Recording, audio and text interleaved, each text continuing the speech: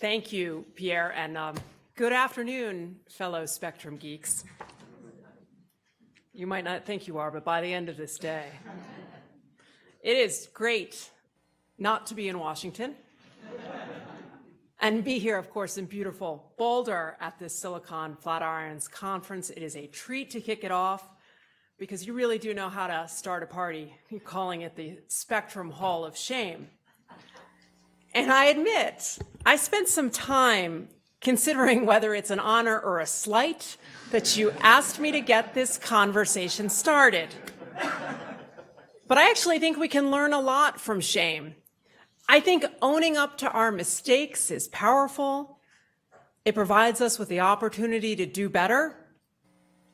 And in fact, I think there's a deep undercurrent of optimism in studying what went wrong so we can figure out how to make it right. I feel like at the outset, though, I have to point out that a lot has gone right with our spectrum policy. In fact, it's really hard to overstate the audacity of the United States when it comes to spectrum policy. Because over the long arc of history, we've done so many unconventional things, and we've done them first. It was more than 2 decades ago that we took the academic ideas of Ronald Coase and reimagined how we distribute our airwaves. Instead of doling out specific licenses for specific uses based on political cues, we ushered in a new era of spectrum auctions, selling access to bidders and allowing them to use it however they chose. It's really hard to remember now, but these ideas were once mocked by experts, opposed by industry, and dismissed by policymakers. But in the rearview mirror, it's kind of worked out okay, because the Federal Communications Commission has held nearly 90 auctions. We've issued more than 44,000 licenses through auction, and we have raised, in doing so, more than $140 billion in revenue. And as a result, our efforts have become a model for nations worldwide. We also pioneered the use of unlicensed spectrum. We took this handful of underused frequencies known as garbage bands that everyone else thought was junk in the 900 megahertz, 2.4 gigahertz, and 5.8 gigahertz bands, and we decided to test a new model. Instead of dismissing these airwaves and just calling them garbage, we decided to set technical parameters, and then we did something that was totally radical. We gave the public access to these airwaves. This was really edgy stuff. And it was a move away from this government command and control spectrum policy. But this was a wild success because in time a standard was developed known as 802.11, and that's the spectrum where Wi-Fi was born. More recently, we blazed a trail with spectrum incentive auctions. Our two-sided broadcast incentive auction that we just held was the first of its kind worldwide. And we tested the proposition that existing spectrum licensees might voluntarily relinquish their rights in exchange for a cut of the proceeds from the subsequent re-auction of their airwaves for new commercial use. And so far, so good. That auction ended late last year, and regulators globally are taking note. But of course, and you knew this was coming, our audacious good works have not been without their equal and opposite counterpart, failures. We have no shortage of initiatives that did not go as well as planned. Pioneer's preference, anyone? Or maybe spending more than a decade on 800 megahertz rebanding. You get the idea.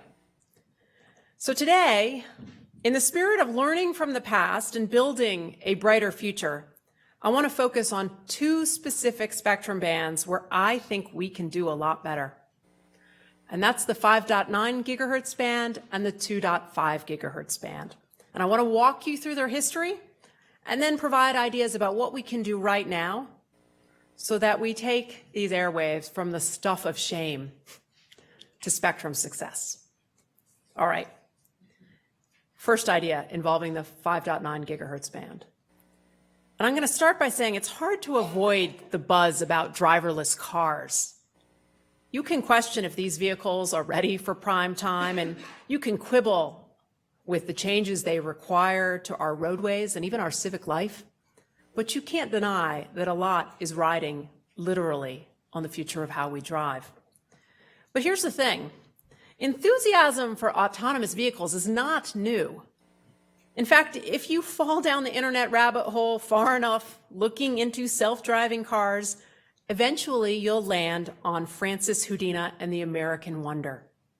You see, way back in 1925, Francis Houdina founded a radio equipment called Houdina Radio Control Company. From the get-go, this company was focused on reinventing transportation. In fact, as best I can tell, this company built the first radio-operated automobile. Here's how it happened. Houdina took a 1926 Chandler sedan, they don't make those anymore, and he rigged it with an antenna. Then he set it up so that the radio signals it received operated small electric motors that controlled speed and direction. And a crew trailing close behind in a second car maneuvered the remote-controlled Chandler. He cherished this makeshift effort, and he called it the American Wonder. Now, the American Wonder was the first driverless car to roll down the streets of New York City. Of course, Houdina made sure to take all the appropriate precautions. And by that, I mean he clung to the running board of the car, ready to take the wheel in an emergency. And this demonstration, maybe you guessed it, it did not go well. As the New York Times recounted, the radio car careened from left to right, down Broadway, around Columbus Circle, and south on Fifth Avenue, running into 2 trucks and a milk wagon. At 43rd Street, after a crash into a fire engine was barely averted, the police put an end to the experiment. But here's where this failure succeeded. This demonstration captured the public's imagination. We still swoon at the prospect of autonomous driving, and we still marvel about what it could mean, and we still experiment, just not on the streets of New York City. And so it was in 1999, about 2 decades ago, when the United States set aside 75 megahertz of spectrum in the 5.9 gigahertz band for dedicated short-range communications, or DSRC. And DSRC was designed for cars to talk to one another in real time so that they could avoid accidents. And as the FCC has acknowledged, DSRC could improve the safety of warning by warning drivers of an impending dangerous condition so that they could take steps and corrective action. But you know, in the nearly 20 years since the FCC allocated this spectrum, that really hasn't happened. Today, autonomous vehicles have moved beyond DSRC to get around and communicate, and whether that's with things like radar, LiDAR, cameras, sensors, onboard mapping tools, or cellular and Wi-Fi networks. Of course, testing on DSRC continues, but right now we have just a few thousand vehicles on the road with DSRC capability, and that's out of the roughly 260 million cars in the United States. So let's be honest. Our bet on DSRC didn't pan out the way we thought it would. In fact, the National Transportation Safety Board has said it will be up to 3 decades now before the majority of vehicles on the road have DSRC capability, which is what is needed for this technology to be effective. And if you ask me, 50 years from spectrum start to finish is a long time. And I don't know about you, but I'm hoping at that point we will have flying cars, or at least being tested. So let me be clear. We need to support automobile safety. However, our spectrum policies supporting safety need to be current. So we should speed the way for our thinking about DSRC to be up to date. And when we do, let's acknowledge that other countries are doing this using far less spectrum than the 75 megahertz that the United States has set aside. In fact, only a small portion of those airwaves were actually set aside by the FCC for basic safety messaging. So, It's time to take a fresh look at this band and see if we can update our commitment to safety and also develop more unlicensed opportunities for Wi-Fi. And this is a subject I've worked on extensively with my colleague, Commissioner Mike O'Reilly. It's important because Wi-Fi today is congested. Right now, there's over 9 billion Wi-Fi enabled devices.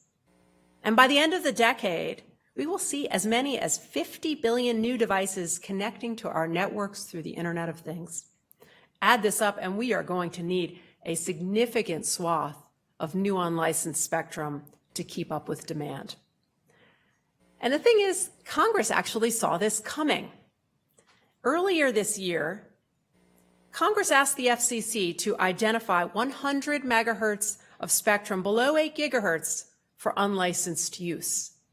And to meet this threshold, we need to take another look at the 5.9 gigahertz band. It's the ideal place to explore Wi-Fi expansion because it's adjacent to existing unlicensed band. And that means we have the opportunity to introduce new wideband channels, channels that will take advantage of new standards and deliver speeds even faster than a gigabit per second. In other words, this is where we have the potential to develop gigabit Wi-Fi.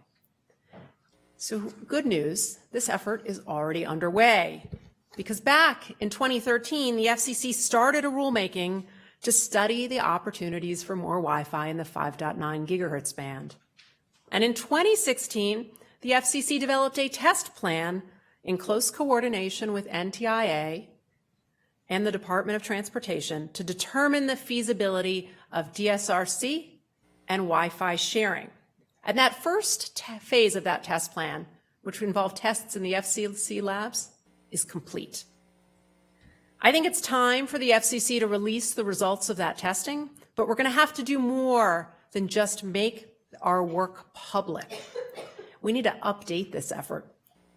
That's because our existing approach emphasizes co-channel sharing, when I think the momentum now would be for a solution that segments the band. So our test plans need to be modernized to reflect these changes, and we need to move our testing out of the lab and onto the road for real-world conditions. So, in sum on that, there is no shame in correcting course, and I think it's time to be ambitious and find a way forward that puts the 5.9 gigahertz band to fuller use. All right, my second idea is let's rethink the 2.5 gigahertz band. In his 1960 campaign for president, Senator John F. Kennedy described television as having the potential to teach more things to more people in less time than anything yet devised. I'm struck by how those words about the educational power of television sound, because to me they sound so much like the ones we use today to describe the delivery of broadband to our schools and students. And back to that in a moment. For now, it's important to know that this enthusiasm for educational television did not end with the presidential campaign. In 1962, President Kennedy signed the Educational Television Facilities Act, which provided the first funds for non-commercial broadcasting. And at the signing ceremony, you can go look up the picture. He is accompanied by Newton Minow, his hand-picked chairman of the FCC. You might remember that name because Newton Minow famously had his doubts. A year before the passage of that law, he called television a vast wasteland. But the year after passage, Chairman Minow set out to make educational television a reality. Under his leadership, the FCC introduced what was called Instructional Fixed Television Service, or ITFS. ITFS made its home in the 2.5 gigahertz band. Licenses were distributed to educational institutions committed to delivering instructional services to schools. It was a grand idea. Use the power of broadcasting to teach. Remake education. But history shows that even with all this enthusiasm for instructional television, many ITFS licensees were just not able to make full use of their license. So over time, the FCC permitted educational licensees to use these airwaves in another way. In essence, they gave up on educational television and they allowed them to lease them out to other spectrum interests for commercial use. So fast forward to 2004. The FCC took another look at ITFS. It renamed it the Educational Broadband Service. But of course, it did more than just rename these airwaves. It wanted to reimagine the possibilities of their use. And so it encouraged licensees to use them not just for instructional television, but for educational broadband. And some truly promising efforts to ensure online access for students followed in communities as diverse as Albemarle County, Virginia, and Desert Sands, California. But not by any means did every licensee find a way forward. Most of them were not able to put this spectrum to the educational broadband use the FCC intended and continued to lease it out. So that brings us to the present, and the FCC has, you guessed it, another rulemaking to address the 2.5 gigahertz band. But with the passage of time, this spectrum is now considered prime. It was Siberia at the point that the Kennedy administration set it aside. But today, these airwaves are considered to have the choice mix of propagation characteristics and capabilities to make them part of what is essential for widespread 5G deployment. So what are we going to do? I think the educational history of this band is important. I think it should inform our actions going forward as we seek to put this band to greater use.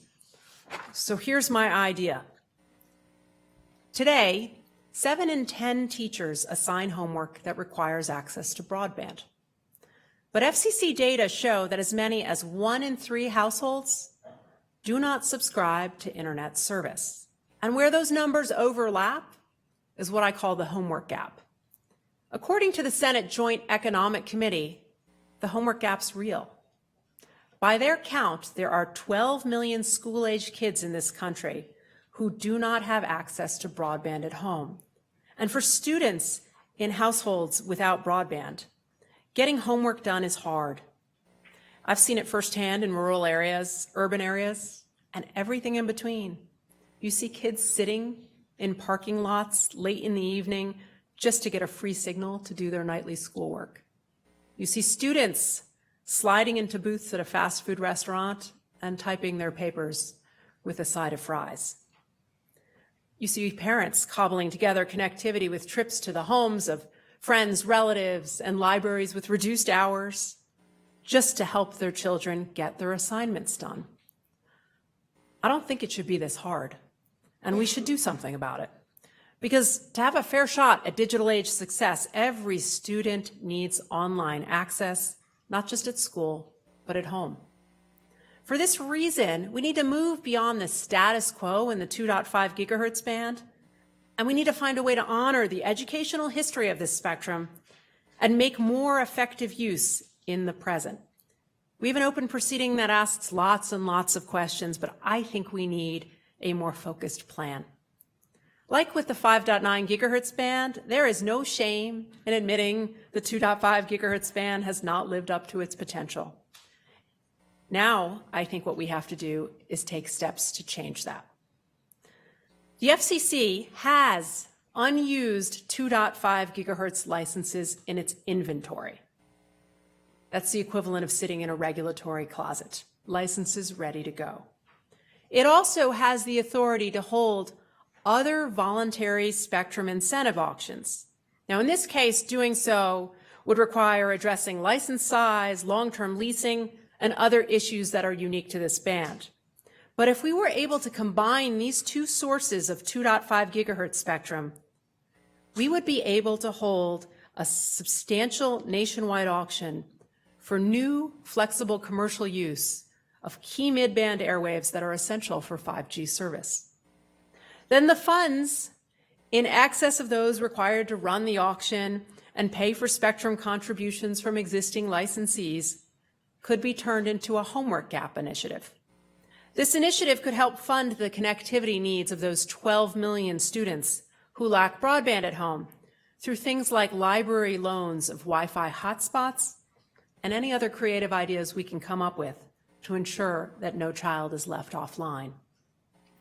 In short, we can honor what President Kennedy and his allies tried to do decades ago when they sought to spark educational use of technology using the 2.5 gigahertz band.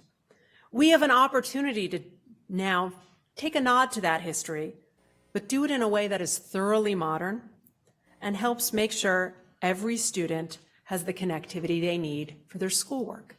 I think we should explore it. I'm going to end my two-band musings here, because no matter where you stand on the bands I've discussed today, I hope we can all agree that both provide some opportunities to learn from the past. Our spectrum history features amazing, innovative triumphs. It also has a lot of airwaves that have become afterthoughts. But it's within our power to change that, and conversations like the one you're having here today is a terrific place to start. Thank you.